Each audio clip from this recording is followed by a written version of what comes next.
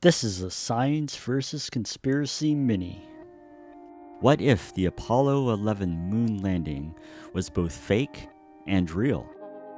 What if the powers that be created the moon landing on a soundstage with the intent to save face because of the very real possibility that the Apollo 11 spacecraft and its astronauts wouldn't make it to the moon alive?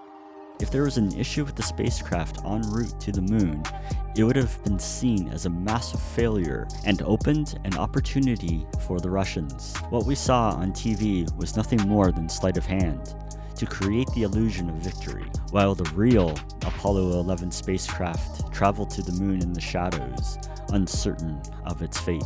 Once it was shown that NASA had successfully landed on the moon, it wouldn't have mattered if there was an issue on the return to Earth. What do you think? Let me know in the comments. This has been a Science versus Conspiracy mini.